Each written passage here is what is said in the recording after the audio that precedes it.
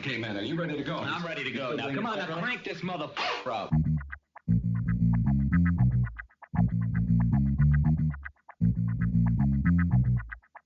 Break it down like this.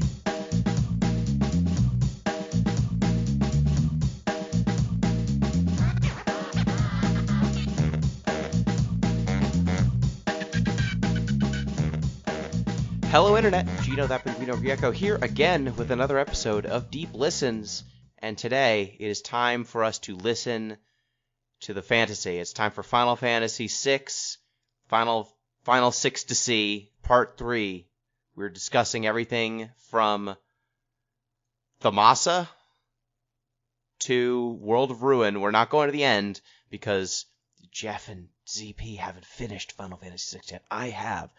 But we're going to talk about some of World of Ruin, but not all of it. And joining me to discuss Final Fantasy VI, arguably the best Final Fantasy game, and we will have that argument, but not today. I'm joined, as always, by Chris ZombiePie Redacted. Hello, ZP.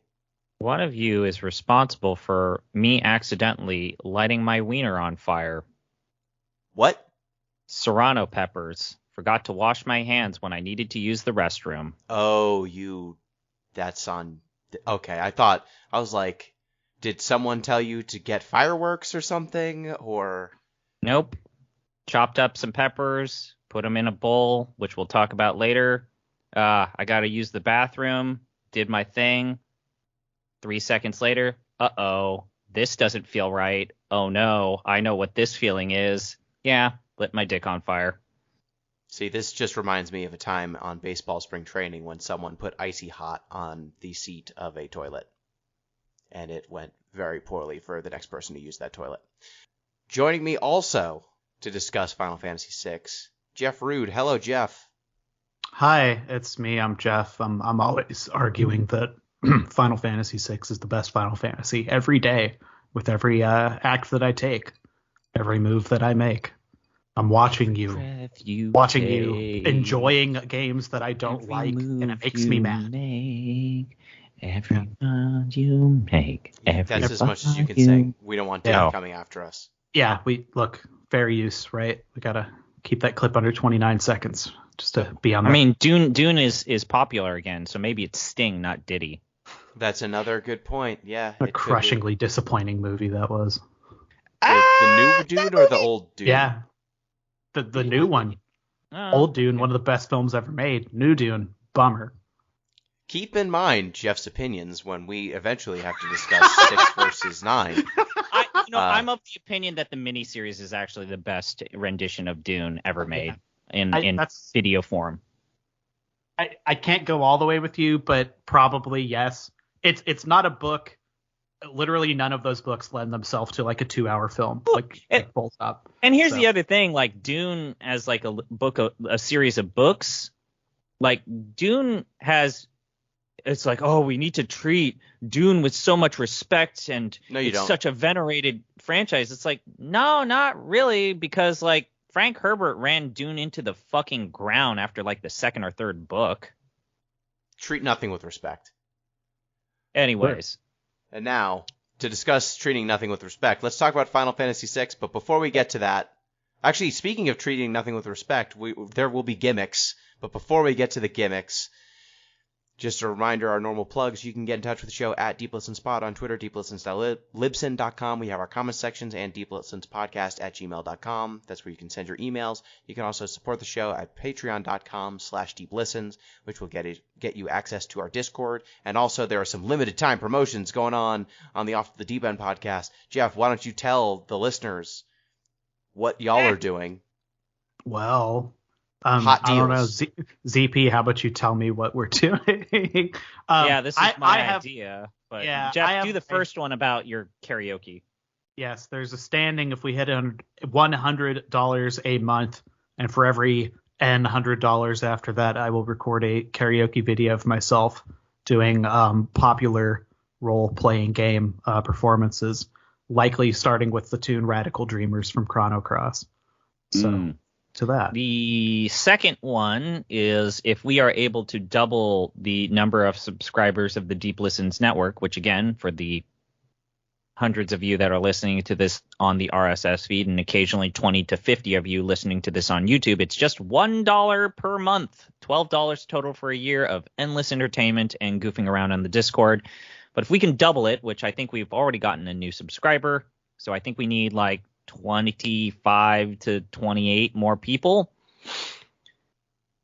Off the Deep End, we'll play Unlimited Saga, a game that Jeff has declared as one of the worst games he has ever played, if not the worst game he has ever played. It's a saga that doesn't end. Think of the value. Yeah, well, just endless episodes about Unlimited Saga, like for the rest of time. How many different... You can do multiple playthroughs of that game, right? Doesn't it have different storylines and stuff? Yeah. It's eminently replayable, you know? Excellent. Well, please do subscribe to the Patreon, and you can get access to all that nonsense. And I'm happy off the deep end out here drawing aggro. So thank you, Jeff. Thank you, ZP. Now on to the gimmicks. No, on to the nonsense. Correct? ZP, Yep, I hear you have nonsense. nonsense. So prior to the start of this wonderful podcast, Folly, I asked each of my co-conspirators, what would you like me to eat? Because I feel like I've subjected you, and also Gino decided to hurt my insides deeply last time we did a Final Fantasy series. So I asked Jeff, what would you want me to eat? And I asked Gino, what would you want me to eat? Jeff, one word reply, oranges. Gino gave me a goddamn recipe with like 8 steps to it. 8 tells steps. You Yeah. all To be clear, about- mine was a piss take at you. Yeah, you know what? And I made lemonade out of your orange juice. Oh. So I decided to buy a variety of oranges that I've never tried before. Okay. I bought blood oranges. Okay. All right. Let's see. I cut them, and I've got 2 orange wedges. Yep, they are red inside. I was told that these stain your clothes like a mother effer, so to be very careful in terms of eating them. I like that you're getting orange slices like you're at a soccer LeBron game. James. Yeah. Jeff, did you ever play children's soccer? I was not an AYSO kid. I was a young football kid. Might explain a lot about me. Did they give you orange slices? Hard to get him through the face mask, Gino. Hard to get him through that mask. We'd have orange slices at halftime. Yeah. Okay, that definitely doesn't taste like a normal navel or Cara orange. It's far less acidic, which I definitely enjoy. I don't know if I'm sold on this flavor, though. This kind of like tangy bitterness. I'm going to eat another one. Okay, good. Good. You're going to need all that energy that comes from the blood orange. It's a great name. Why is it that like coaches would give you orange wedges? Is it for electrolytes? It's probably electrolytes, right? Something with the ascorbic acid or something. Like Yeah, I think it's I think it's like the ascorbic acid deals with like your muscle cramps. I think specifically. Okay. That's okay. I think I actually do like the citrusy, more acidic, traditional orange flavor, but I don't think I hated that. I would give that a 3.5. That's that's good. Broadening this lad's palate. You know, if I've done one good thing, let it be this. Excellent. So what is that out of 5? Moving on to Gino's recipe. Gino, I feel like you would be the best equipped to explain what this is. Oh, it's a delicious mango black bean taco. So it's a mango black bean taco with shredded cabbage. What else is in there? Serrano peppers and it's supposed to be Chipotle mayo. It's supposed to be a sriracha aioli mayo, but you have substituted the sriracha for a different chili. Sambal. Yeah. Hell yeah. From sambal to sriracha. Yeah. So Right. it's also got that cheese I forget the name of. Cotija. Yeah. So this is a vegetarian taco. Black beans, mangoes, cilantro, as he said. And I had to make it. So let's He cooked food. Let's eat. Well, there's no cooking because it's vegetables. What? Mm. That's not a thing. Wait a minute. So you just opened a tin of black beans and No, he Just- blended it with spices. You drain the fluid and then you mix it with a spice blend of chili, smoked paprika, and cumin. okay. This is good, but I realized a rookie mistake I made. Did you not get yourself napkins? No, I forgot to get rid of the skin on the mango. What? Oh boy. That's not a great texture, but it does taste good. You mean Well- the mango skins? Doesn't help with the texture, the fact that you didn't peel the mango? What do you do with onions? Do you just like chop them down the middle and then just throw it on there and whatever happens, happens? How many times now, Jeff, have we given him an assignment and then he's like, wait, I need to remove the exterior of the hard thing? Like, if I told you to eat an almond, would you just throw the damn shell into your mouth and chomp it? This is good. What was the thing you didn't peel last time? Or didn't cook? No, salami stick. It was a salami stick, and also when you had edamame, you did not take the things out of the pod. Yeah. This is very good, Gino. So I might actually eat this again. I'm gonna mark it down a half a point. I'm gonna mark it down a half point. So this is a 4.5 because of the mango, but not for the reasons that you think. Not because you fucked up the mango? No. Listen to me. Let me Okay. speak.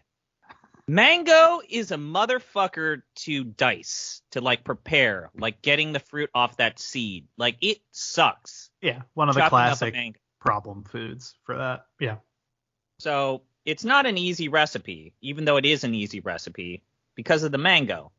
But it tastes good. It's good. And now I'll give that a 4.5. And we'll move from talking about good foods to talking about a good video game. Talking about great games. So when we last left the intrepid heroes of the sixth Final Fantasy game, they were in Thamasa, which you might remember is the land of mages, basically. And they have just met Realm and Strago, the blue mage and the Picta warrior. What would you call Realm? What's her deal? What's her job title? Freelance artist starving for money and has to make not suitable for work art on Twitter. Yeah. Freelance Liberal- artist Realm. Liberal arts student. And we've gotten to the town. A building is burned down, and we need to save a small child from it. You go in. Building's on fire, and Strago reveals to everyone after you kind of emerge that he's got the magic touch, and everyone in town has the magic touch, and they put out the fire. At this point, did you enjoy the burning mansion? Yeah, I thought it was a really good sequence. I thought that, it's pretty dramatic. It's maybe the one time when Strago feels useful because he has an AoE water attack. And after that, I didn't feel really inspired to level up and use yet another blue mage, especially when there's Gal. Yep. Yeah, I've come to appreciate the farther I've gotten in the difference between the two.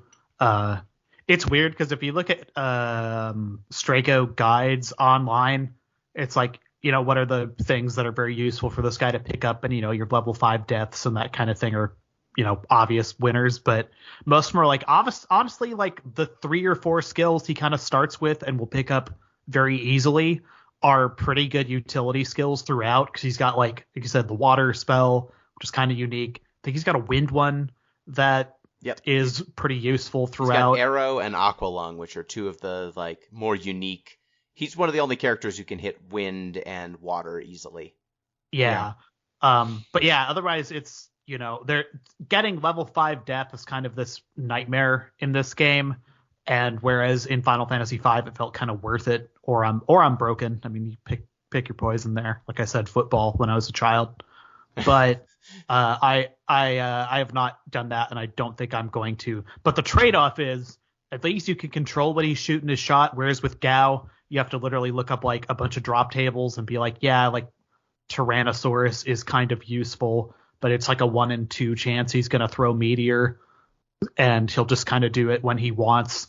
So, like, you're sort of like Jesus take the wheel with Gao.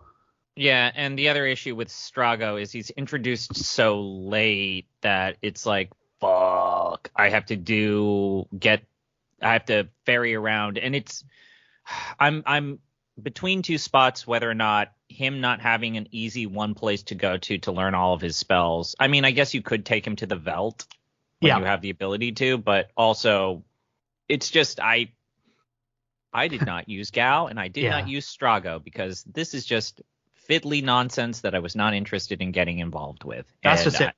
Pro strats with Strago are basically either go to the Veld with Realm and or Gao and then learn abilities with Gao, because it doesn't really matter who casts the thing, he just has to see it.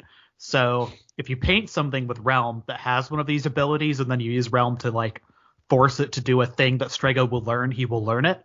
And same difference with Gao. If he's like got a monster script basically in his head that he will then run and Strago sees him do whenever his like precious abilities are, he will learn it that way as well. But that's like the optimum route to teach him all this shit, right? So you need to build this very like rickety ass 3-legged stool build to cut the most amount of time off your play.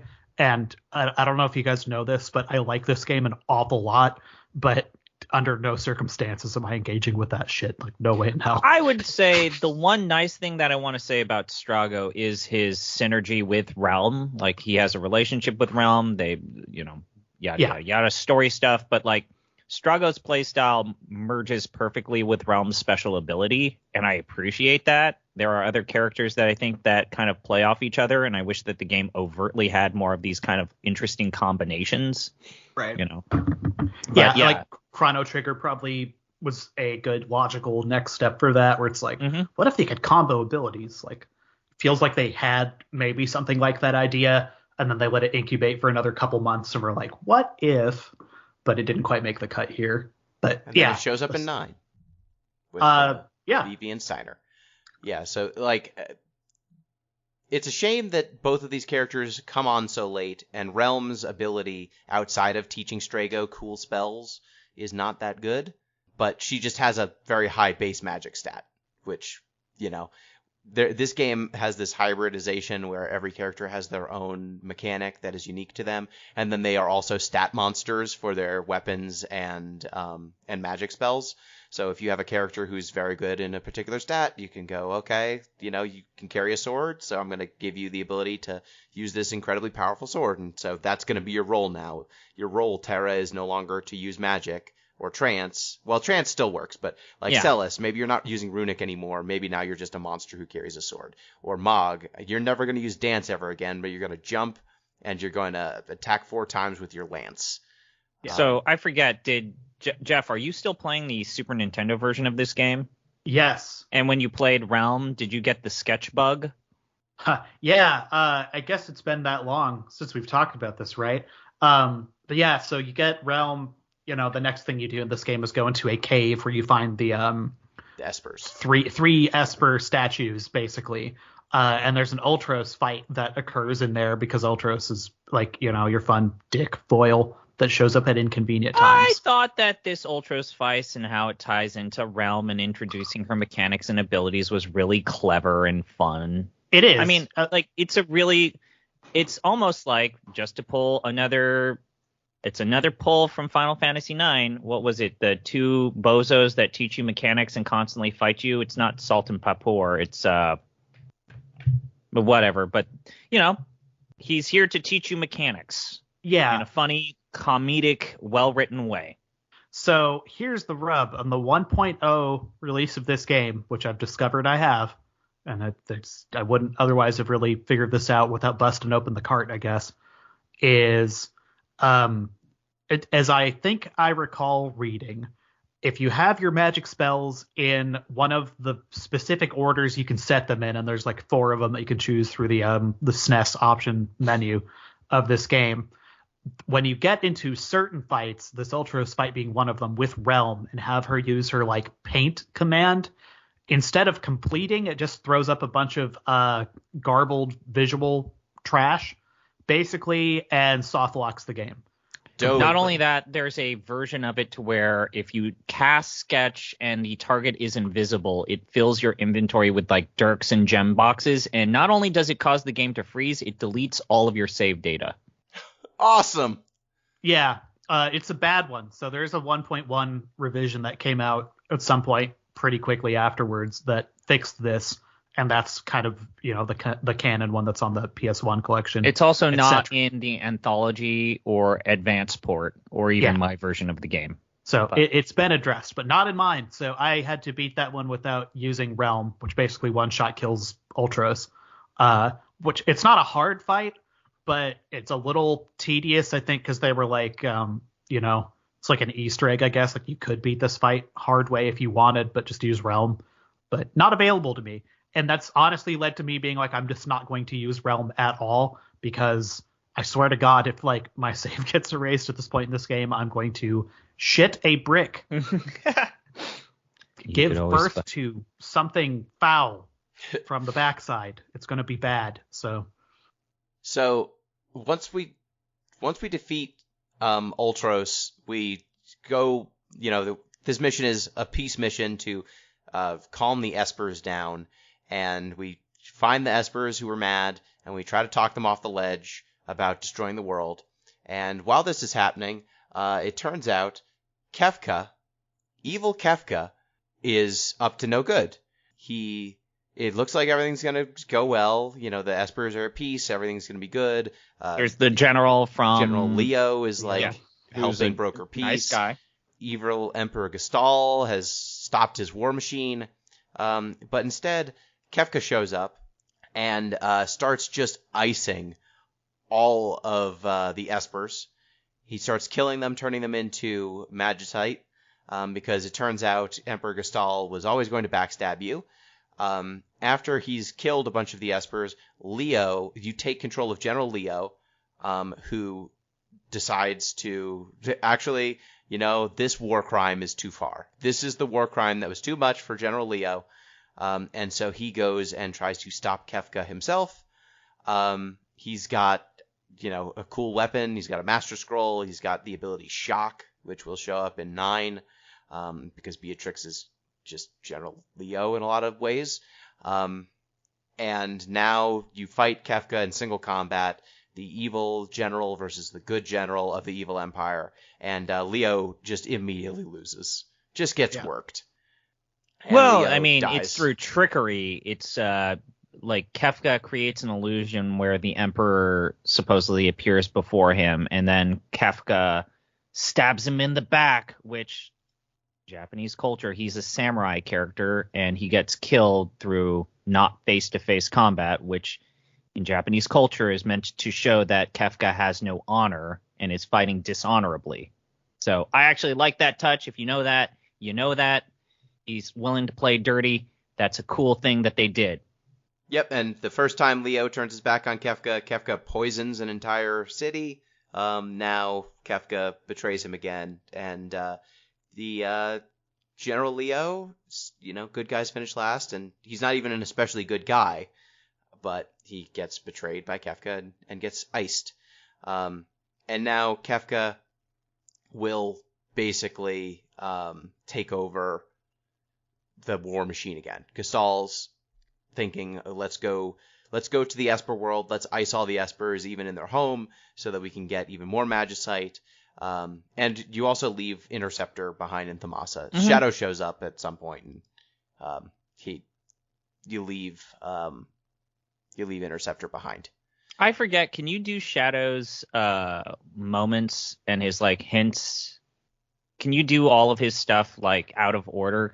Because I was not able to trigger any of his cutscenes in Seems the World random. of Balance. Yeah. So can I just go to some of those inns in the World of Ruin and still trigger them? Or I don't know. It's a shame because I watched the video of all of the dream sequences and recollections with Shadow, and I think Jeff, you mentioned it. He has his own musical motif and his own directorial style and art style when he has his flashbacks, and it's really good.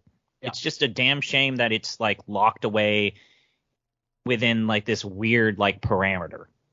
Yeah, I had 4 of them grok back to back. Like, it happened the first time, and I was like, that's cool. And I was just like, huh. Walked out of town, walked back into town, stayed at the inn again, got the next one. Huh. I got like 4 of them in a row, and then I never saw the 5th one because of a thing that happened, which we'll talk about.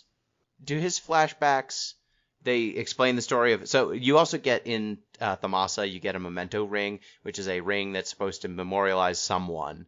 And only Realm and Shadow can equip them, and Shadow's dog is only friendly around Realm and is not friendly around anyone else. So there's a clear implication that Realm is Shadow's daughter. Do we see any of the backstory there? It didn't come up in those first 4 that I watched, and I've not watched the 5th one because I was kind of hoping it would just pop up eventually, but it did not. So they have post facto confirmed in interviews that's like, yeah, that's her dad. But as far as like direct text in the game, if it's not in that 5th dream, I don't know exactly where it is, but it might be. I don't know. All right. So Kefka, goes to, at this point, like Kefka goes to that, doorway that kind of, hides the Esper world. He smokes all the Espers there. And then the ground itself kind of rises up, and becomes the floating continent. So the 3 gods, the 3 deities that control magic and give magic to the world, he tries to steal their power, and it causes this floating continent to show up. And now your party has to go to the floating continent to stop Kefka and stop Emperor Gestal. You can, at this point, do some, like, airship exploration style, go around and find fights and upgrade your characters. Get more lores, get more rages. You can also go to Doma Castle now, which lets you pick up some items. I didn't, at this point, I had already gotten most of the items from the auction house and done most of the other big things. Did y'all do anything before this? There are a couple of interesting, I think that there are definitely a couple of interesting side quests that later pay off in the World of Ruin. There's the first side quest with sending the letter between the hurt, injured soldier to his wife, which later ties into a plot line with Cyan. And then there's also the 2 people who are in love in that one town, and you finding them persevering through the living in the backdrop of the World of Ruin. There's some fun things that are cool that end up paying off better in the World of Ruin. Yeah, there are things you can definitely see. Were they side quests that actually paid anything out, or was it just stuff in the world that you could like talk to people and get I don't know. I think that I forget how much of if Cyan's like character arc is better or modified if you don't do the initial batch of letters between the soldier and his wife, and I don't know if you can, like, you can't find the couple in love if you don't talk to them and do a couple of things with them. You do. They always show. I think both of those storylines continue whether you saw the setup or not. But I think it's definitely to your benefit to see the setup, because I found them to be some of the more emotional and touching moments in the World of Ruin, especially given what the World of Ruin is all about. Yeah. They're like surprisingly affecting moments for when you're looking at, a SNES sprite sheet, basically. Yeah. It feels very forward thinking for the time. So at this point, even Final Fantasy V, which had, a couple little heartstring moments, like not even in the same ballpark. Yep. It's good stuff. At this point, you go to the World of Ruin, and not the World of Ruin, sorry, the floating continent.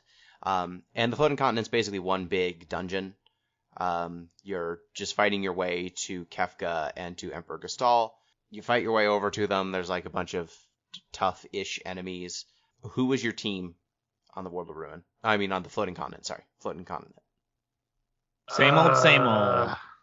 I had the same old. Locke, Terra, Edgar. It was a minute ago. I guess it was Terra, Sabin, Locke, and Sellers. And maybe swap one of those for Gao if I'm not totally right. My Sabin right now is a real son of a bitch. I've got to tell you. But yeah, that's probably what it was. Once you learn how to do that fire dance, I'm never not doing the fire dance. It's good. Yeah. Let me tell you about the wind move that he gets. Yeah, that one's good too. Even better. Yeah. All right, and we do fight Ultros for the last time on the approach to the floating continent, and he summons Typhon, who's kind of his buddy, this wind monster. Oh yeah, Typhon's like another goofball. Well, here's the thing. Here's the reason why I like it in hindsight. It's probably the last really comedic moment that we're gonna have for a good long time. Yeah. Basically almost the whole game. This is kind of the last goofball boss fight. For sure. This is the last comedic relief boss fight. It was funny. My spouse didn't, we're both sick gamers and met on a Final Fantasy forum, y'all. But she didn't know the thing that was happening. So it's just like, all right, let's beat this game. I'm going to go up to this floating continent. So all the beats from this point forward, and then when the thing happens, was genuinely like, what the hell? It's like, yeah, it just keeps on. There's more. I don't know. It was like when we went to the Final Fantasy concert and they came out and did the fucking Sephiroth One-Winged Angel as an encore, and she didn't know it was going to happen, but I did.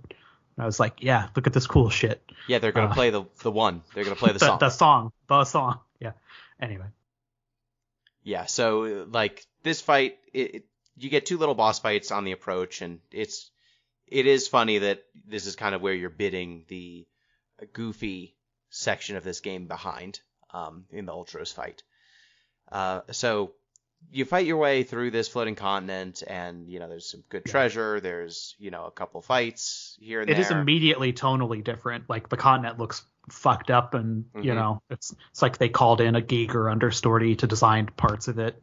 So this is the important thing that I think is the magnificent thing about both this level, how it is designed, and kind of what happens immediately afterwards is, and I read an interview about this, is that the way that this level was designed was to make it seem like this was the actual final rush. This was the final dungeon. And so why is it that there's this huge difficulty spike in the floating island is because I think Sakaguchi was like, yeah, I wanted people to think that this is actually the end of the game. And when people played it blindly, they truly did think, oh, this is the final level? Huh, that's weird. This game's shorter than 4. It's probably worse than 4.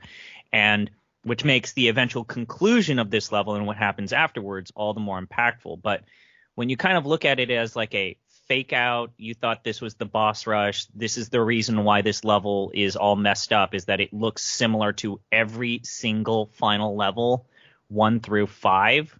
Yeah. It's magnificent that they committed to the gimmick. They committed to this fully and completely. Apocryphally, I think the origin of this entire we need to get to the back half first, but like they got to a point in the development where they're like, there's enough cart space left on the ROM that we're probably going to provision for this that we could actually just like cram a whole nother map in here if we really felt so inclined. And at a certain point they were like, what if we did though? Which did, had the knock-on effect of making this a 2-year development cycle as opposed to a 1-year dev cycle, and led to a lot of the famous like sleeping under desk death march development stuff that went into this game, unfortunately. But wow, the thing they made. It is also worth saying, like, this is not the first FF game to do a World of Light, World of Ruin. Like 5 did it too. Yeah, 5 has 3 different maps. 5 basically did it 3 times. Yeah. Yeah. 5 did it 3 times. That said, the commitment. Yes. The brass balls to... I mean, 5, when the world changes, there's always the sense of hope. It doesn't make you, really wallow in the sense of failure, which we'll talk about as much. Don't like the final world of 5, when X-Death just starts deleting towns off the face of the earth and banishing them to the void. He does Kafka stuff. X-Death does the same sort of thing. Are you really going to compare the emotional impact of that to the events of the World of Ruin, though? No, probably not, because I don't think anyone connects to the world of 5. 5 is just so much more lighthearted. But anyways, it is interesting. This leads us to kind of one of my favorite moments or my favorite things about Final Fantasy VI, and I think maybe Jeff, you're aware of this. If you were a kid if you were a kid in the 90s, you remember one of the earliest rumors about video games was the truck next to the SS Anne in Pokemon could be moved to get Mew. And then also one of the other big rumors going around was that you could go back to the world of balance after going to the world of ruin. And it took years and years and years, but people actually found a way that, yes, indeed, the way that this game is structured is that flashing moment, and we'll talk about the actual story, that flashing moment where you're teleported, it's just a map right next to the world of balance. It's 2 maps that are right there, and you just flip a teleport and go there. And you can sequence break or break the barriers and the invisible walls to return there. You completely bork your game if you do that, but it's really cool that this is something that people were committed to. And then also it's just insane that there's 2 maps, right? It kind of reminds me of when they made Pokemon Gold and Silver, and Satoru Iwata was the one that's like, hey, wouldn't it be cool if you put the world of Pokemon Red and Blue in the map, and then it's just a second level? And then everyone on the Pokemon Silver and Gold team was like, there's no way we can fit this on a Game Boy Advance cartridge. And it's like, I'll call your bluff. I will do it. And then Iwata apparently fit all of the world of Red and Blue on the card of Gold and Silver. Yeah. Wrote some sort of like by hand compression algorithm for that map so it could just get unloaded into RAM as needed, I guess. The fact that Satoru Iwata was that raw of a programmer and then went on to be the CEO of the company is so the last thing he worked on was Melee. As he was transitioning into CEO, they basically called him back to the office to get that over the finish line. Like, that's how good of a fucking assembly, or I guess C++ at that point, programmer he was, that like they just basically were conscripting him as he was putting a suit on. It's fucking nuts. Anyway, I mentioned that example in that, and again, we do need to talk about the story implications of this. The fact that there is a second world on this Super Nintendo cart is outstanding. It just shows that, as we've said time and time again, that Square was on their game both technically and mechanically. Like, this is a monumental accomplishment. And yes, there are other games that had, multiple worlds, transformative worlds, but they leave no stone unturned, and it is a truly shocking moment, and it is visually impressive. Yeah, I would say like it's diminished a little bit by 4 and 5 doing more or less the same trick. And Chrono Trigger later, but yeah. The Square games did this, but they were very good at it. Yes, I think there's a reason this is the one that people tend to remember. That or Chrono Trigger, I guess, but we ain't talking Chrono Trigger. It didn't exist yet. And 5 also never came to the US until the PlayStation 1 era, so there were not a bunch of 5 stands who were out here just like Bart's Klausa. Yeah, they were the real crazy people on the internet, basically. Yes. They found a way to import and then translate that game. All right, guys, so the actual floating island. Just on the floating continent, Shadow rejoins you. He's like not with your party for a while, and then he joins you, and you have to have him in your party for a little while. When you get to the statues, the Emperor is like, finally, I will take the power of magic and I will rule the world. And Kefka's like, no. How's about instead I fucking ice you and I take the power myself? Gestalt just kind of wants to control the 3 deities, but Kefka wants to break their careful balance and seize their power for himself. So Gestalt actually has a less homicidal goal than what Kefka's is. And once Kefka starts breaking his reins, and look, Gestalt the entire game has been riding the tiger, and this is when the tiger eats his fucking face. Yes. So Kefka ices Gestalt, slides one of these statues out of the way. Shadow shows up and tries to slide the statues back. To save the team and save the world and sacrifice himself. Kefka still defeats him and defeats your team. He moves the statues out of alignment and steps into the power vacuum, becomes empowered, and becomes basically a god, and destroys, the floating continent starts crashing. Your party at this point is forced to flee with a timer before the continent will kind of destroy itself. Now Shadow has been left behind. He's you can't find him. He's tried to sacrifice himself to save your team. So what would you say about what happens with Shadow? He dies, right? I am absolutely delighted that this was never ruined for me. And it being a self-professed, this is my favorite Final Fantasy person for years and years and years and years, that this one never got actually ruined for me is very cool. That said, yeah, I totally fucking left him. And then, learned not long thereafter. It's and then when Shadow, and I was like, wait, what do you mean? Shadow's not in the world of Ruin. What do you mean? Yeah, I was like, oh, you fuckers. That's really cool. They do it. I think, it's a special, I guess if you're paying attention to fucking environmental cues or whatever. Oh, I don't know. I was smart. I just saved him the first time. It's good for you. Pat on the head. I bet a lot of people didn't. I didn't the first time. You take that and then you add the next half hour of bummer that this game has.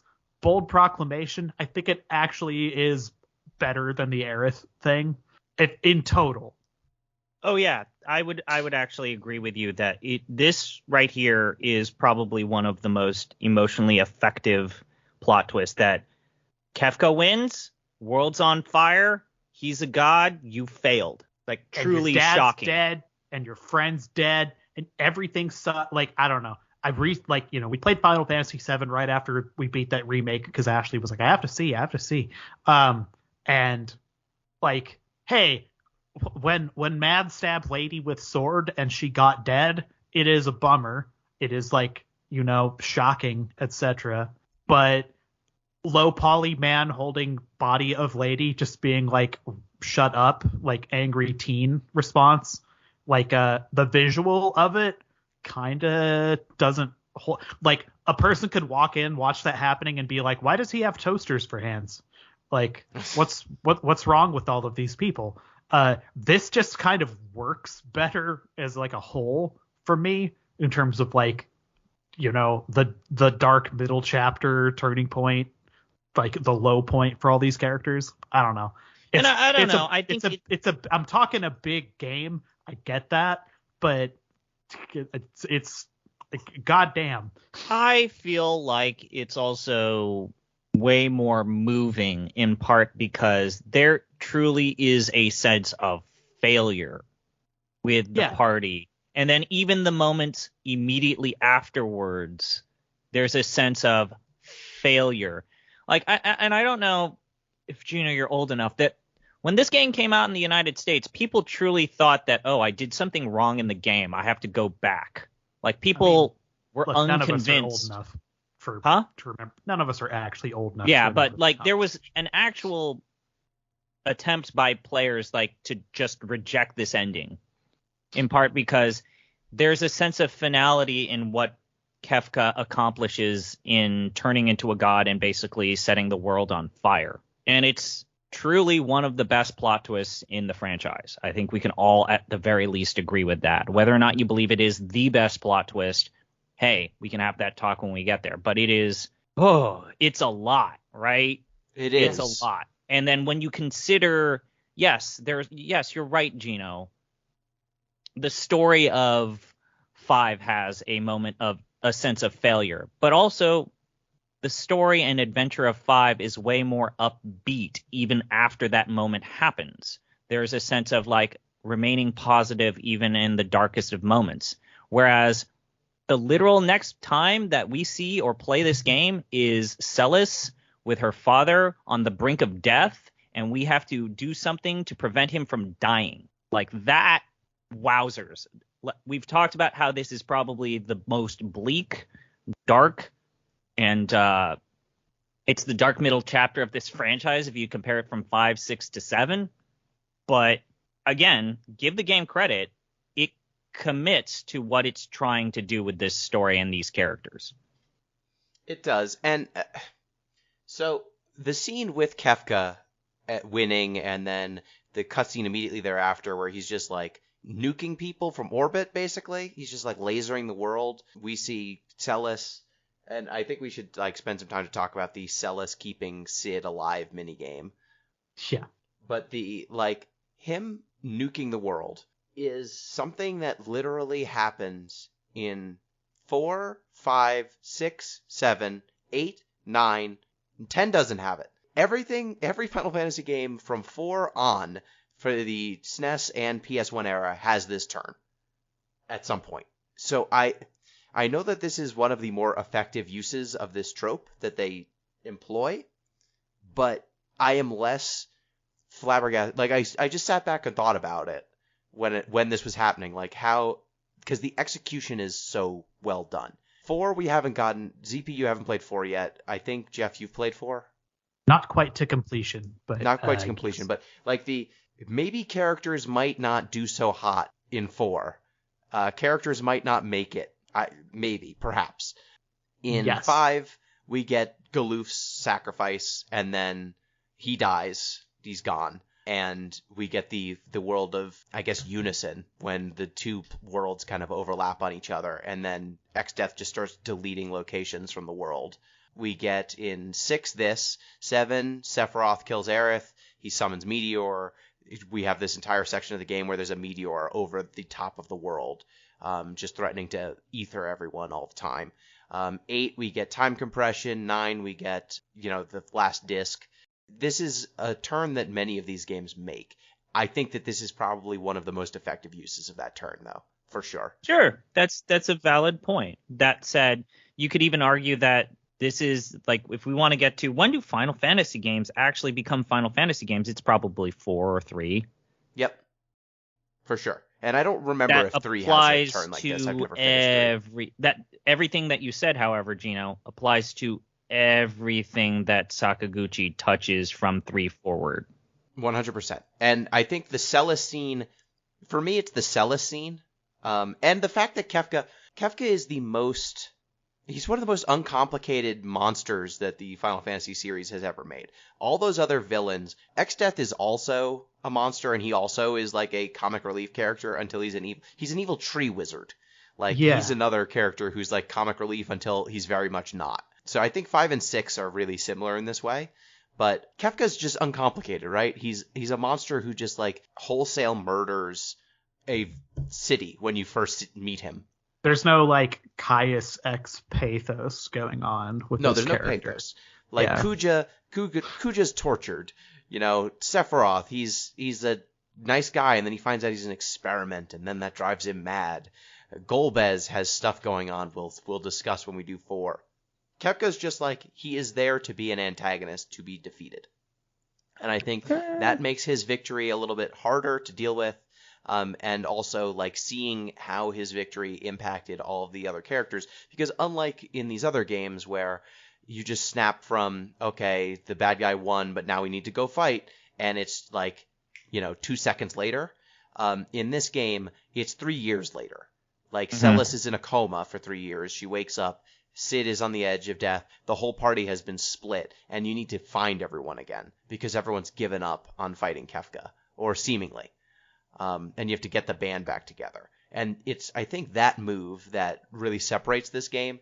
It's not the destruction, it's seeing the characters live in the wake of it in a way that actually tries to make you feel as though they have had to process something difficult. The world has actually left them by, and they need to do something about it. Instead of just taking for granted that they'll all be cool with it. I don't think the series tried to do this specifically in terms of like big, broad tonal strifes again until probably Final Fantasy 15. Right. And I know exactly what Jeff is talking about. Yeah. It's not as successful there. Yeah. It's not entirely unsuccessful. I just I think this pulls it off better. Like a pretty simple are you trick. meaning to say? Oh man, Jeff, we'll Gino, you've got I don't know something yet. Don't. Very funny to come in your future. Yeah, Cool. I mean, I'm gonna throw down some other teen numbered Final Fantasy stuff here pretty soon. So, let's. Yeah, content warning, I suppose here. it's a fun topic, but right. So, 3 years pass and you wake up and you are Celes and you are all alone and the world is a shit shack, post-apocalypse, crater-pocked, just disaster area. And you're on an island, which may as well be in the middle of nowhere. It may as well be like the last barren piece of rock on Earth. So what you're saying is that this did what Avengers Infinity War did, but way earlier. I'm going to tell you something honestly, the full God's truth. I have no idea what happens in any of those movies. So Gino? People fight and no one dies. Like, It's fine. They snap a finger and, yep, I don't feel so good, Mr. Stark. Don't worry about it. Yeah, so it's the end times. It's the end times. You wake up and, Sid's there, and she basically gives you the speech from the song Fancy. It was just like, everyone else is dead. I'm basically going to die.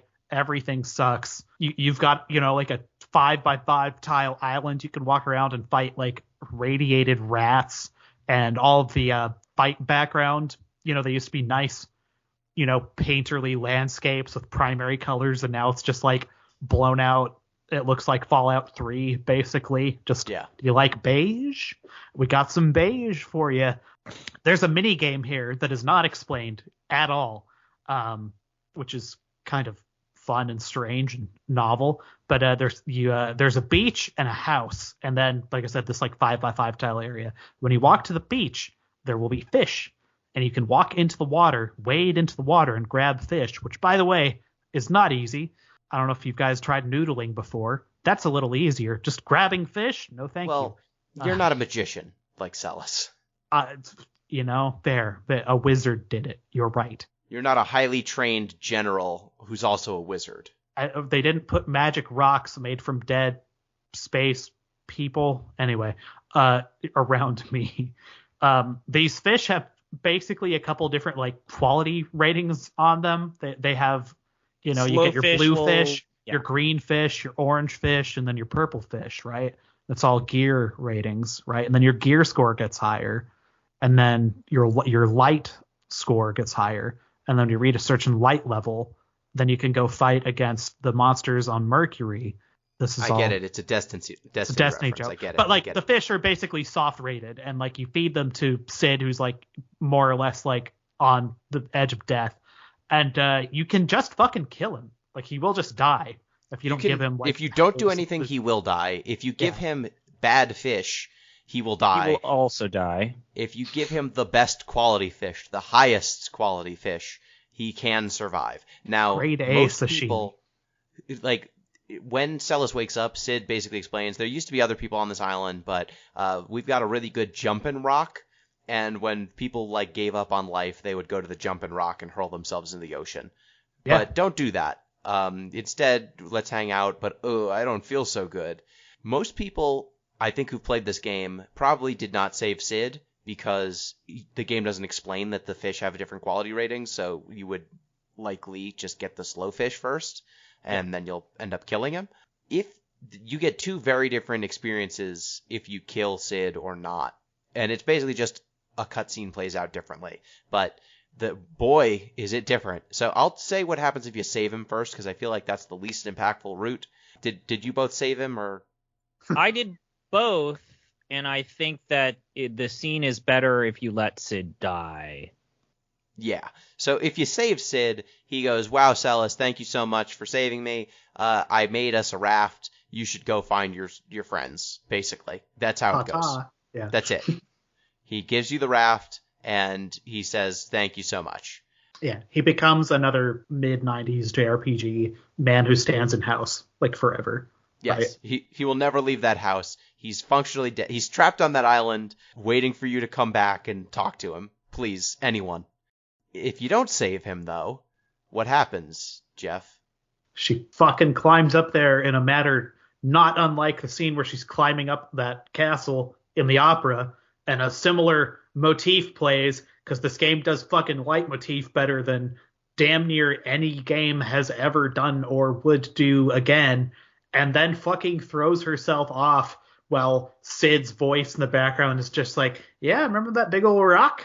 The localization, at least in the SNES version, is I'd have to look up exactly what it says, but it seemed like Ted Woolsey went a little soft on this translation because it was just more like, yeah, folks used to just like to jump off these rocks, which is like, I don't think that's really what you mean. I think you mean something very different than just like, what a fun place. But that was kind of the tone of it.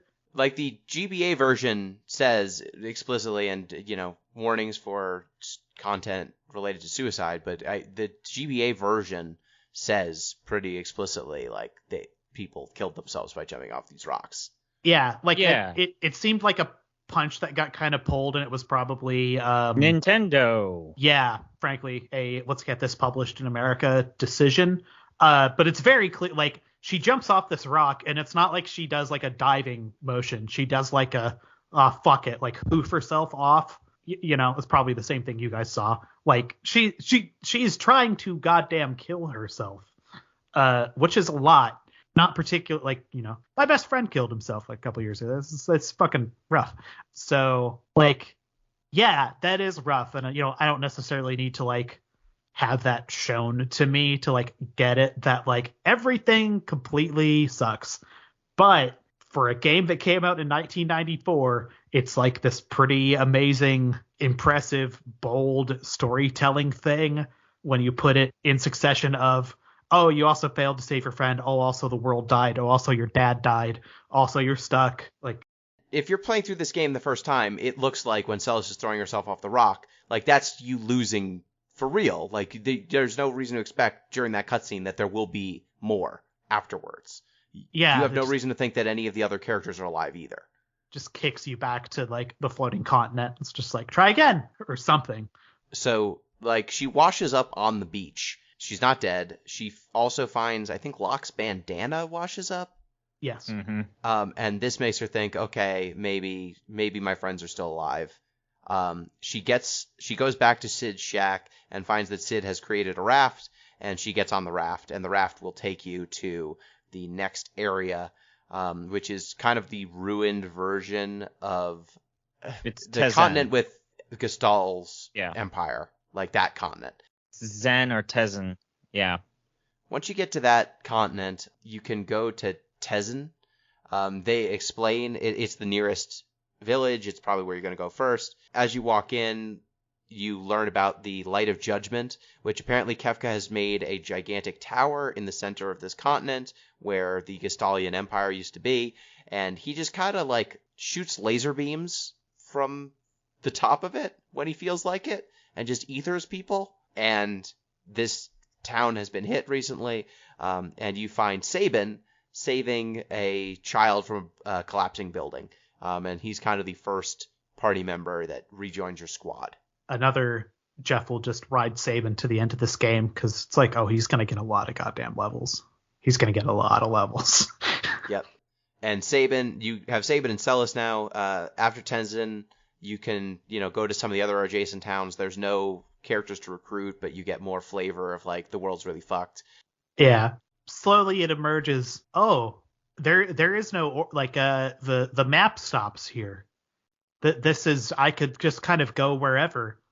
Yes. Like everyone's just kind of spread out. Now I said something because I didn't know chat. Like there were things I didn't know about this game, but there were some things I did know about this part of the game. And I wrote several months ago in our Discord that at a certain point this game basically turns into the back half of Final Fantasy 13. Now, I'm going to stand by that in a very broad way because I do think what happens kind of from here forward is like, yeah, it's non-linear. There's you can recruit these folks however you want. There's like sort of side content all over that you can choose to engage with or not to your heart's content. You could play this game for another 50 hours if you wanted to like grind everything up for everybody forever. And it becomes open world. It's open world. It becomes here. an open world game. I think it loses a little bit of steam. I think that's about the worst I could say about it. It doesn't feel as directed. Like it's clearly your ultimate goal is like, oh, we should probably go like stop this Kefka guy. Like, okay. And at a certain point that just becomes like there's nothing left to do except go do that. I guess you could probably make a run at that tower like immediately if you, let's say, leveled everyone up to like 99 or whatever the fuck in the world of balance, like if you really, really wanted, I suppose. Probably someone has done that. But yeah. Probably speedrunners. Yeah. I don't wonder how. You can't get the experience boosting item in the main world is the thing, though. That would be I think the killer for that. I assume that they don't actually power level. They probably have some way to just kill Kefka. There's probably some exploit. You're right. But, like, yeah, I think it loses a little bit of steam here.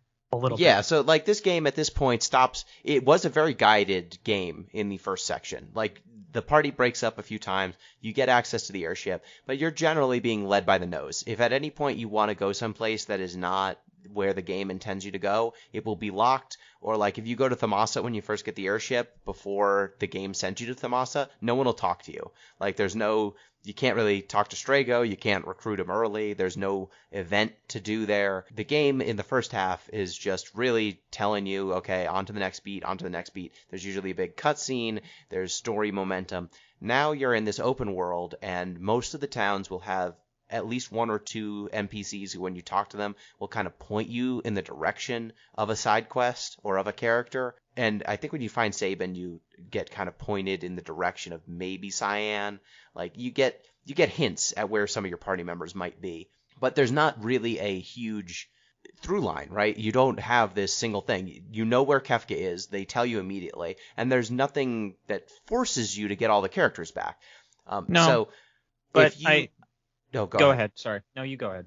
No, all I was saying is, like, I understand where you're saying, Jeff, that some of the momentum of the game is lost once it goes to open world mode, because now there are maybe hundreds of things to do. You know, there are at least dozens of things to do in the world of Ruin. There's no order that is prescribed to you. You might not even realize that some of it's there at all. Some of the narrative, by necessity, because it's non-linear at this point, some of those story beats don't necessarily come out as hard. Nothing's going to hit you necessarily as hard as some of the stuff in the linear part of the story, because it's out of order. Yeah, which isn't to say there's not impressive little story beats, even like small ones. Like there definitely are. I've tripped over a couple of them on the way. In fact, it's great. But like, I don't know. Like, as you mentioned, I've not beaten this game yet, but I'm at a point where it's like, I could go get Umaro. I could go pick up Locke. Like, there's things I have not done yet, but I'm like, I could also just take this party I have and just like optimize them a little better, maybe go kill some of these dragons, and then just go finish this thing. Like, because spoilers, I've just kind of grinded a lot. I like to get the espers, to get the spells. Okay, grandfather. Yeah, like I took someone else's seat at the table, clearly, but it's like you could just do that. It's like they built the game to be that flexible. That's neat. That's cool. But part of me is like, no, you have to go get all the Pokemon. Like, it's important to go get all the Pokemon. Even though I'm never going to use, like, again, I like using Realm in my game is like a fucking ticking time bomb of, do I want to lose all my saves or not? So, like, never going to use her. Strago, literally have no plan to level him up at all. Like, so I would maybe plan to level some of them up a little bit, but I know. That's just the thing. It's like there's no way they let me get out of it that clean, right?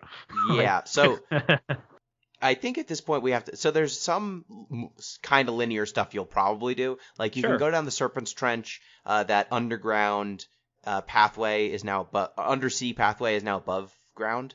Before the game says, okay, here's Kefka. Here you go. You can do it whatever you want. So it's Sid's house, Tezzin, Figaro Castle, and then Daryl's tomb. Those are the required plot beats before you can make the ascent up Kefka's tower, if I am correct. You need an airship. Yeah, you need an airship. There's some fun stuff with Edgar in the Figaro's castle. I guess this is, like, sorry, I'm just jumping in, but this is the part where I'm going to winch about Seltzer, I guess. So he becomes an alcoholic. So before that happens, you also can go to Moblitz and find Terra, and she will refuse to join the party because she lives in a child village like it's Fallout 3. Yes, little lamplight. Which is why maybe I'm the one who thought that I like the World of Ruin more, because this plays like a CRPG. This reminded me of Fallout 1. It reminded me of Planescape. This reminded me of some of like Baldur's Gate and Diablo. I love this part of the game. This was maybe my favorite part of the game. I love the world building of the characters. I like how you can kind of take and choose and pick what you want. I like the open-ended format. This was great. I liked this. I liked how, I am rewarded for exploring the world, and I'm also incentivized for just ending the game on my own terms when I see fit. I thought it was fun. So I just want to say I'm the complete opposite of both of you.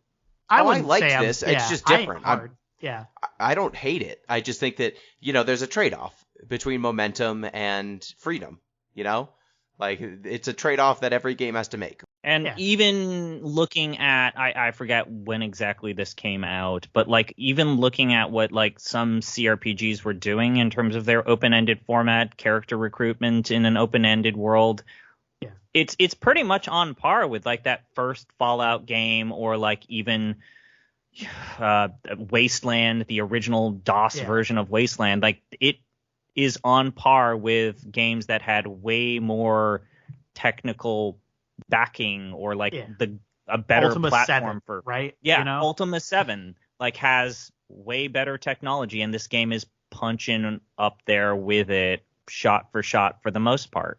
And that's came out on the amazing. Super Nintendo. Yeah, it did. Terrible version of the game. It's a terrible, bad version. You shouldn't. Oddly enough, we've talked about this before, but like, this game plays like a CRPG, and it's structured like a CRPG, and I loved it. I loved every minute of it. Yeah, I guess like to wrap all the way back around, it's like the thing in Final Fantasy 13, which is to say, I think 13 kind of was trying to ape this, clearly, because that's how time works. It's just that I found it like infinitely worse. Well, I mean, the problem with 13 is that it's 13 still. No. Let's just call it for what it is. The problem with Grand Pulse is the fact that it's the same environment. All of the characters are still with you. You're not gaining anything intrinsically positive to move the needle forward or backward.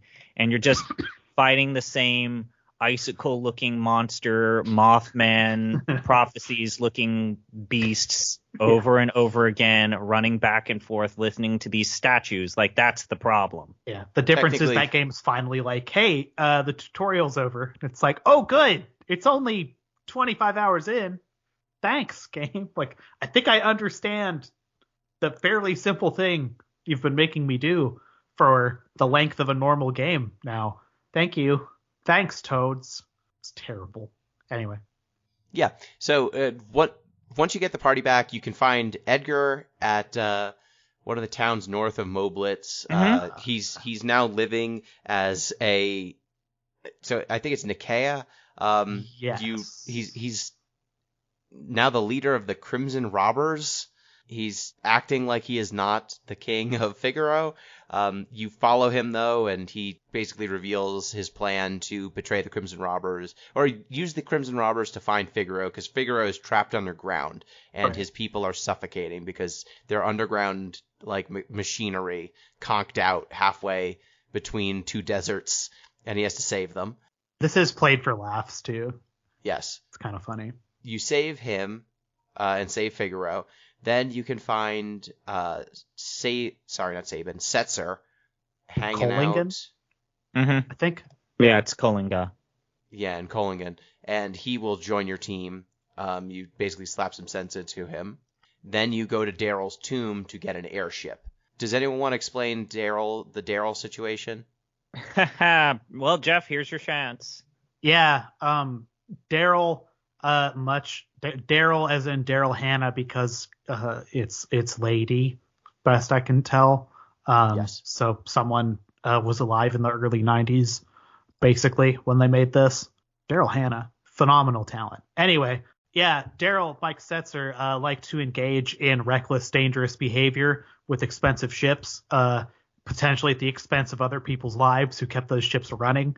So in addition to being, someone with probably undiagnosed mental health problems that he is self-medicating through gambling and engaging in reckless behaviors, and also being a kidnapper, which, is a felony where you go to jail. We've moved past his kidnapping. No, I want to whinge about this character because I'm trying to throw you a bone, okay, Gino? You should just fucking take the bone. When I need to go there, I will mention how you had a problem with Zidane being a sex pest and how this game has 3. Amarant is a bad character. Yeah. And so is Shadow. We'll keep going. There's some weird shit with Shadow too. Okay. Yeah, like again, own your shit. I'm owning my shit here. Setzer's fucking miserable. Like I don't like him, don't like his sprite, don't like his fight ability, like at all. It's just like a nonstop stack of bad, and you got to spend some time with Setzer. I feel like they almost put him in this like rehabilitative slot in this game where you need to like learn about, the complicated backstory of this dipshit to be like, yeah, we know you probably think this is like a lame try-hard criminal, but did you know he lost someone? It's like, wow, you mean someone in your like early 30s has lost something in their life? Wow, I have never experienced that. You need to understand, he was a gambling dirtbag, but also his airship casino. He would race his airship casino against Daryl's airship, and one day she went out for a jog and she never came back, and so he found such shit. He found her crashed airship and repaired it, and now it's the only airship left in the world. Yeah. I don't love this character. This dungeon's like got some fun little water puzzles in it, which made me think fondly of the Water Temple in Ocarina of Time, the only good 3D Zelda dungeon ever made. And that's a callback. That's a callback to Jeff and I being like one of maybe two people in the entire internet that actually like the water dungeon in Ocarina of Time. It's good. You gotta think. People don't like to think anyway. Does this analogy work better? His girlfriend goes out for a pack of cigarettes one day and never comes back? I mean, it's not even that. It's just like, I don't know, people who watch like The Fast and the Furious are just like, one of these dipshits is just gonna die. If you've ever been on the road and been like, wow, that guy's going 40 miles over the speed limit, I can't wait till I see his dumbass in a ditch dead, and then you have sympathy for a character like Setzer who's engaging in the same behaviors, that's cognitive dissonance, because that is all he is doing. Anyway, I don't know. He's just another chip in your pile. His life is a chip in your pile. Yeah. Like it just, all of his shit he says is just some lame try-hardy garbage. It's just I think it's so. Not as soon good. as I can swap this dipshit out. However, before Gino says some ancillary bullshit about how it's not there's actually not good characterization, there is good characterization, such as when you get like Sabin's bum rush ability and you go to that fucked up house, you fucking learn about the blitz technique. You have to first get that stuff there. And then I don't know, I actually like the fact that when you first meet Terra, she's like, I've moved on. I'm done. You guys, I'm not a fighter anymore. I wish you the best, but I'm not. No, thank you. I actually really like that, and I like the fact that each of these characters has evolved in a different way whenever you encounter them the second time or the third time. Yeah, and like Setzer was this braggadocious kidnapper. Gambler in the first section of the game, and now he's an alcoholic who's down on his luck and he doesn't believe in anything. Edgar was a king, and now he's leading a band of thieves. Terra was this super powerful energy being in some ways, and now she's living in a little lamplight with a bunch of children. We get to see these characters really changed in the second half for sure. At least most of them. It's so from like here, they're all grieving. Yeah, they're grieving in different ways. What did y'all do after this? I'm going to let you steer here because I don't know how many side quests you did, what you did. Okay, I think I did slightly more than Jeff. So, Jeff, what did you do? Let's see. Who have I grinded a lot. Okay, and, I got... have you gotten Cyan back? Anyone? Yes. I got all the characters back. Sure, Cyan's probably the best story here. Getting Cyan back... Cyan is super involved. I think the one criticism, I think I'll also throw Gino a bone. Sometimes you just meet a person and they join your party, and then there are times when it's like Cyan, where it's like a huge multi-pronged, like multi-step process. Go to Zozo, find a fucking... You have to go to Zozo, you have to find a specific dude to talk to, you have to go through a dungeon, that opens another dungeon, and at the end of that dungeon is Cyan. Sure. Which is a pain in the ass. But once you get Cyan, once you pick him up and you actually, go through and help him navigate through his nightmares and you do his whole, let's call it for what it is, it's Cyrano de Bergerac. This is literally the story of Cyrano de Bergerac, where he's writing letters for a person who's grieving, and he's basically able to write these compelling stories to this other person who's grieving because he lost his wife and son. Are you saying Grand Theft Auto 5 is Cyrano de Bergerac? Spoilers for the plot of Grand Theft Auto 5. I think I threw up in my mouth right now. Yeah, I like what I just did. Anyways, okay, so Cyan, once you get in his party, you have to head back to Doma's castle, right? And you don't have to. You don't have the to. game doesn't steer you to any of this stuff. Like it'll give you hints about Cyan and it'll give you hints about Doma's castle, but you don't have to do any of it. Yeah, I guess a note on that. It's actually I just piss talked, like, Sid just turns into man who stands in house, and like there are absolutely just men and women who just stand in a house in this still, even in the world of Ruin, even if they're all just a little more like dour because everyone got dead. But there's also a lot of like really good signposting, like talking to people in this world will actually like give you a lot of not even just lore, but just like clear directives on things you could go do. For instance, getting Gao. It's like, intuitively, it's like, how did you get Gao in the first time? Well, you just fucking do that. But that could have been, dozens of hours ago, and you've got kids to feed or whatever. So like you don't remember, but it's okay because the one place you go in the vet that you can go into is a cave with some bandits, and they'll just helpfully be like, oh yeah, there's a kid out there. Yeah, he won't join you if you got 4 people in your gang. You should only have 3. Like, oh, cool. I didn't have to like go to some non-diegetic source of information. It's just in the game, and it's localized well enough that it's clearly conveyed in the text of the game. That is smart. And also how when Gao joins your party, it's like, I've been leaping. It's almost as if he's been in leap form waiting for you all along. It's a nice little touch. Like, don't got to feed him meat again. He's just like, yo, my friends. And then also you teach him Tyrannosaurus as quickly as you can. And also I like the part where you learn more about Gao's father. That was a good. They did a good. You learned that in the that in the first part of the game. You can act on it in the second part. You can actually meet Gao's father, and they can talk to each other. And Gao responds to his father basically being mentally unhinged pretty well. Yeah, you learn about Gao's father in the first part of the game, but you can act on it in the second part for a cutscene. Yeah, so I think there's good signposting for Cyan. Like, you could see a carrier pigeon go to Zozo. There's a couple of folks who you could talk to, and it will like straight up go from talking to an NPC in a town to the world map, and then zero in on where the game wants you to go on the world map, which is convenient. Little hints, someone just says like, you have talked to the Emperor twice, but it's not actually the Emperor. I was like, what do you mean? You find a painting of the Emperor, poke at it twice, does a thing.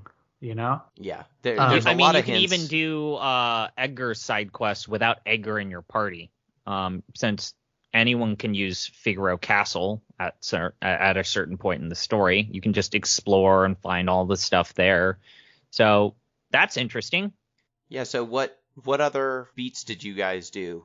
I did everything outside of Shadow. I stopped at the Fanatic's Tower. I didn't do Doomgaze. I am not ready to deal with the 8 dragons, although I found out the exploit with the 8 dragons. I already had Mog, which I think there's something to be said about how, boy, this game sure is fun when you can just turn off random encounters. Yeah, I like how that item's hidden too. That's a fucking guide one. Yeah, you have to get, so if you got Mog in the world of balance and you get Mog again, he's kind of in the same spot where he was hiding in the caves of Narsh. And if you find him in the world of Ruin, after he joined your squad, where he was standing, if you click on the wall, you get a Moogle charm, and that charm allows you to turn off random battles. And Mog is the only character who can equip this accessory. I basically beelined for him as soon as I got the 4 required characters to get the airship, and then Mog was still always a in little my party. Effed up that you can't get Water Dance if you didn't get it in the world of balance. Yeah. Yep. A thing they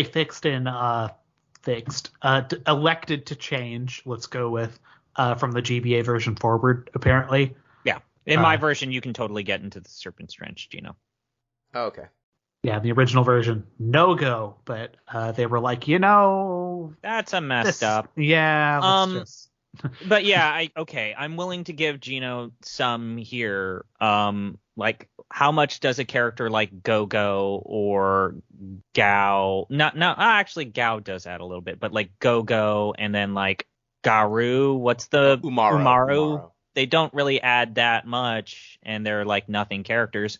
But every Final Fantasy game has a nothing character or a handful of them. Nothing to the extent like that. Go-Go has 3 speaking lines. I don't know. Umaru has like, almost reminds none. Me of Pinello and some of the characters in 12. They talk. They have. Let's not look like the ghost in FF6 has At as least much they're not a speaking negative as Go-Go. like fucking Hope or some of the characters in 13. Umaru and Go-Go are mechanics. Yes. Not characters. They are there to be interesting I will mechanics. Agree with that. I'm just joshing around. Like it's fine. Like you're allowed to have characters in your game who are there to just be mechanical, fiddly bits and not full You're characters. Zaid Masanis. That's a reference. You got Zaid has more characteristics than these two. He has a backstory. Yeah. Go-Go has no backstory. Did you get these 2 characters yet, Jeff? Not yet. They're on my to-do list. I'm instead enjoying getting the 3rd level spells and working on it's Ultima. I would argue that Umaru's not even worth it because the idea of having a berserker is about the worst thing you could do at this late stage of the game. Yeah, I mean you say that, but I'm strongly considering having Gao be one of my ride or dies through this, which is like halfway to a berserker. Sure, and I feel like that's something worth commending is at this point you can really the variability with the character classes is really good.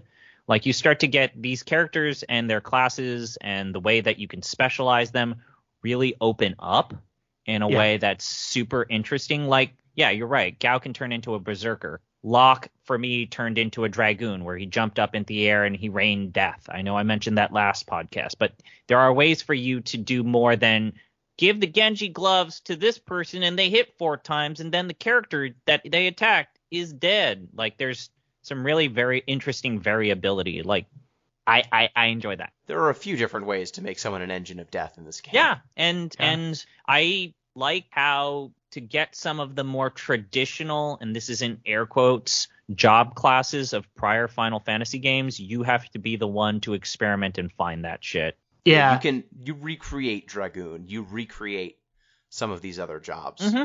And I find that incredibly interesting. I think here's throw another one on the fire for Gino here. I don't know how successful this actually wound up being because, again, I'm invoking the spirit of former host Billy Rothert here, but like the threshold to just get everyone, like damn near every single spell, is actually pretty low if you're just engaging with enough fights. And the espers you get, even by the midpoint, I don't have any of the top shelf ones yet, but they start giving you times 10 or times 20 AP equivalent as you're out grinding. So at this point, I think half of my party has about the entire spell sheet just down. And it's not like I've sat and played 70 hours of this game. I think I'm at 32 or something. I've not gone completely ham. You've played, I think, 15 more hours than I did when I finished the game. Yeah, I mean, you've taken a very, very. Look, I think we play these games differently. You are someone who enjoys a speedrun style Final Fantasy, and I tried a little bit of your 8 method. It's kind of fun. I'm a little more of a content tourist, and I'm kind of savoring the fuck out of this little nugget here. But again, it's not like I've turned into a total I'm not one of those people that's gonna I got my time maxed out, I got my steps maxed out, I got my money maxed out. It's I don't fucking want to do that. I don't have time. We don't have time. You guys would kill me if I was I want to make sure everyone has Ultima. No. So there are better ways to do it too. Yeah, but even then, everyone's kind of got everything. It feels kind of like the Final Fantasy VII problem. I suppose like everyone can be a generalist, but now it sticks as opposed to but you need a materia to do it. Like everyone could plausibly just wind up with like Viraga in this, and it's not even that hard. So And I don't know. it's also worth saying, like, the mechanics that are unique to each of these characters, some of them stay good throughout most of the game. Saban's Bum Rush, for example, one of his moves that you can unlock is it'll hit for max damage at a pretty low level for Saban. So that can make him still, use his character ability. But some of these characters will just basically become whatever espers and weapons you put on them, and their character ability will fall off because Ultima is stronger than what they do.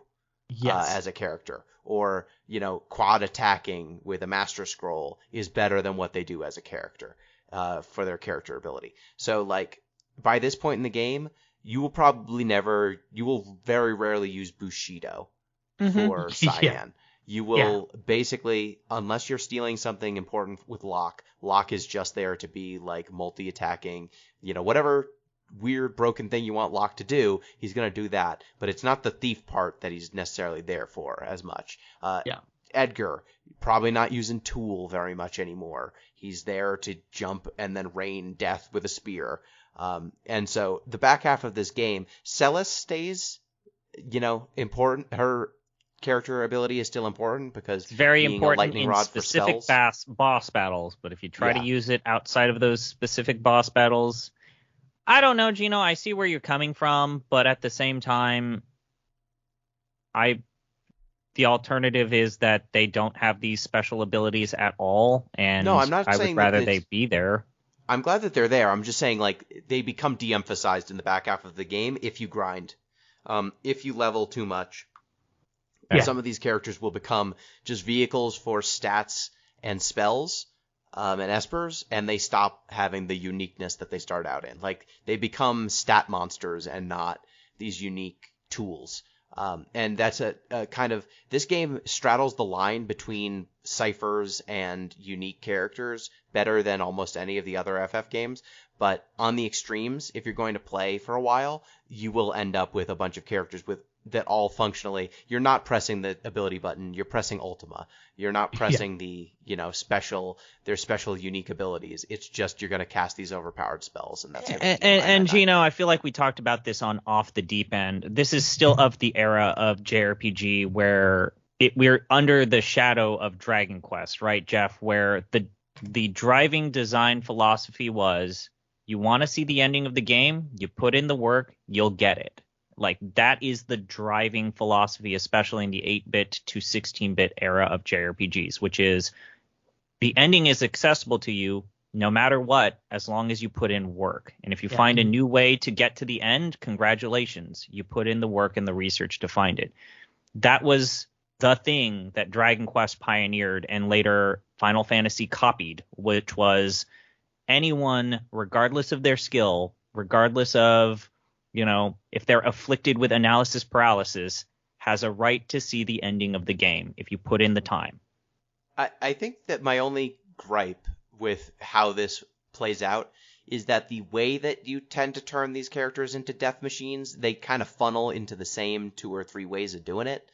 Like, multi-hitting with swords, casting the high-level spells, and it's the same high-level spells. Whereas in other games, I've you been break doing them that different ways. The same thing with literally every single Final Fantasy game. Like, it's how many times, when we were playing 8, did we see the same limit breaks over and over again? But they're different. Each character has different limit breaks. It's the same animations over and over again, though. All I'm saying is different character differentiation, right? Like in 6, a lot of the best moves are the best moves regardless of which character. Why are we spending so much time talking about how playing these games super optimized? If instead, if I want to opt into these, playing super optimized. All I'm saying is, like, when you want to have your characters be differentiated and have each of them take on different personality in combat, which is what 6 did really well in the first half of the game because they each have their own abilities.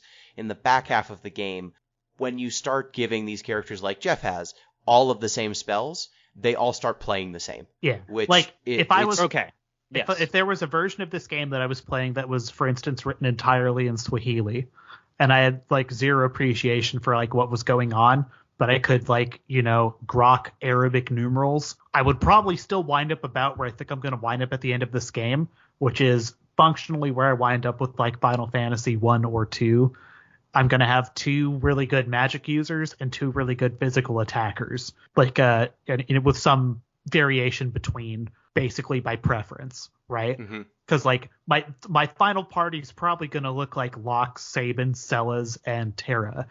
And like, guess what? They're going to be casting like dual cast Ultima, both of them, and then have some sort of like, ridiculous OP physical attacks, and we'll probably chew through an end boss, which, that's what I did in 5. It's what I did in 1, minus a character. It's what I did in 2, etc. Right? But there's writing here that, as it happens, is like top shelf. Yeah. That gets it across the line in a way that I don't think the games prior to this did. Even the ones that had better writing, even 5, right? So for here, do we want to discuss any other side quests here, or do we want to say we'll come back next time? Jeff, you will have finished the game. ZP, you will have finished the game. We'll cover any other World of Ruin things that we want to hit.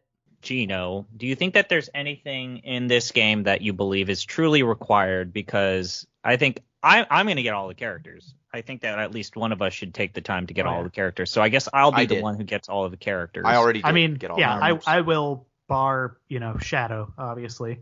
I plan on trying to kill all these dragons at least once. Oh, yeah. Hey, Jeff, do you want... No, I'm going to tell him the strategy. No, all I was going to say is Shadow's a fucking pain in the ass, even if you save him. It's a fucking asshole. Nice. Hey, Jeff, do you want to know the funny little exploit to the 8 dragons? Yeah, what the hell? So apparently when they programmed the 8 dragons, they were supposed to be immune to every status effect, and you had to fight them literally, like actually like as real dragons, these impressive things. But someone forgot to click Vanish and Doom, so they're susceptible to Vanish and Doom, and you can just instantly KO them. Nice. The only exception is the Skull Dragon, which they clicked Doom, but they forgot to click Life, so the Skull Dragon can be killed with restorative magic. Just like zombies in most of these games. So you can just save before the battle and then just have every character cast Doom and they'll all die. And they do conveniently put a save point right next to at least the ones I've found in the world so far. So yeah. But yeah. Hey, that's neat. They forgot to click a button. It's very funny. Also, I'm gonna try and do Doom Gaze. Fuck it. That seems like a cool thing. They repeat that exact boss design in future Final Fantasies. In 7, 10. I mean, Penance kind of is a version of Doom Gaze, but way more unforgiving. There's apparently Ziamat in 12. There's a build of Gao that I kind of want to try, where if you give him a Master Scroll, it will allow him to equip weapons, and then you hand him one of the wind swords in the game, and then you just have him do Stray Cat forever, and it allows him to, he gets 4 hits with this very good sword, and then each one of those hits also casts Arrow on top of hitting, so he'll just they just call him Wind God Gao. If you just search online, he just basically becomes a monster, and I could play this game kind of straight and probably do just fine, but I'm down to fuck around a little bit, so I may screw with that. I'm debating, because I don't mean to spoil this to our fellow viewers and listeners, but it might be a while until the next Final Fantasy VI podcast comes up, because we got stuff. Stuff's coming. Stuff's happening. Yeah, we have a whole calendar of other things. I might start replaying the game, but with the Pixel remaster.